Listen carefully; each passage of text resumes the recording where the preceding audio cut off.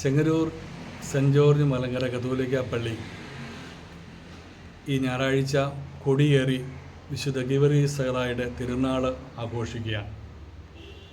വിശുദ്ധ ഗീവർഗീസ് സഹദായുടെ അനുഗ്രഹം പ്രാപിച്ചിട്ടുള്ള ഈ ഇടവക ധാരാളം നന്ദി പറയുവാനായിട്ടുള്ള ഒരു അവസരമാണിത്.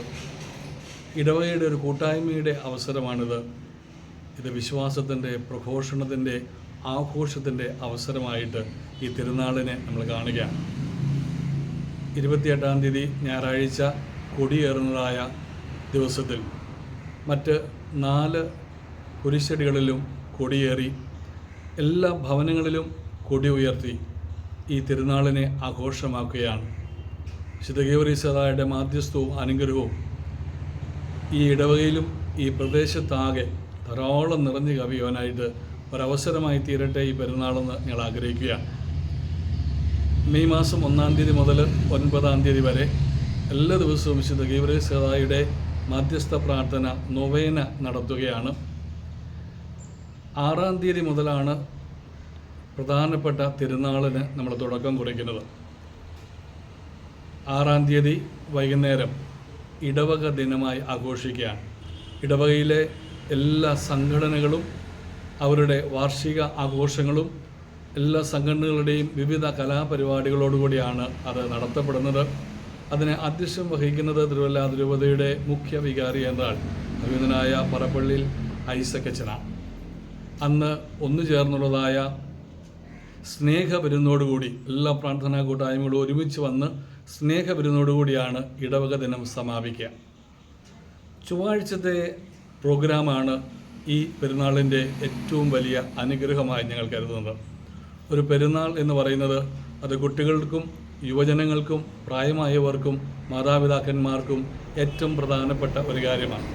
എന്നാൽ പലപ്പോഴും വിസ്മരിക്കപ്പെടുന്ന ഒരു കൂട്ടം ആൾക്കാരാണ് നമ്മുടെ വൃദ്ധരായവരും കിടപ്പ് രോഗികളായിട്ടുള്ളവരും.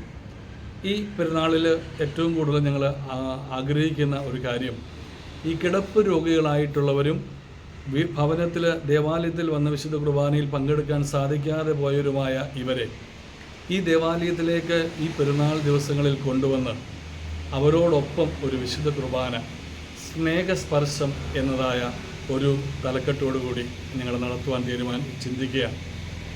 എല്ലാ കിടപ്പിലും ഏതാണ്ട് ഒരു 10-30-35 രോഗികളോളം ഉള്ളതായ ഒരു ഇടവകയാണിത്. ഈ പ്രായമായ രോഗികളായ കിടപ്പ് രോഗികളായ എല്ലാവരെയും ഈ ദേവാലയത്തിൽ കൊണ്ടുവന്ന് അവരോടൊപ്പം അവർ ഈ ദേവാലയത്തിന് വേണ്ടി അധ്വാനിച്ചിട്ടുള്ളവരാണ്. മുടങ്ങാതെ എല്ലാ ആഴ്ചയിലും ദേവാലയത്തിൽ വന്നിരുന്നവരാണ്. ഇന്ന് പ്രായമായതുകൊണ്ട്, രോഗമായതുകൊണ്ട് ദേവാലയത്തിൽ വരാനും വിശുദ്ധ കുർബാന കാണാനും സാധിക്കാതെ പോകുന്നു.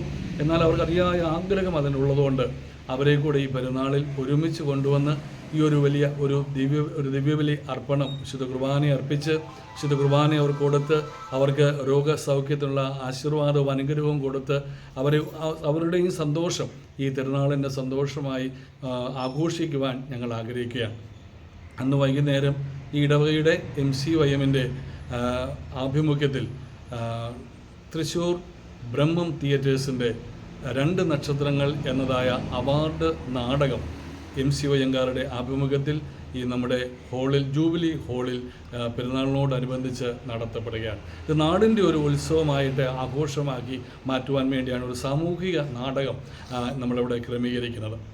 പിറ്റേ ദിവസം 8-ാം തീയതി വൈകുന്നേരം ആ തിരുനാൾ റാസ നമ്മൾ ആരംഭിക്കുകയാണ്. പുതുശ്ശേരി കുരിശടിയിൽ നിന്ന് ആരംഭിക്കുന്നതായ വേളാങ്കണ്ണി മാതാവിൻ്റെ കുരിശടിയിൽ നിന്ന് ആരംഭിക്കുന്നതായ തിരുനാൾ റാസ ദേവാലയത്തിലേക്ക് നടത്തപ്പെടുന്നു.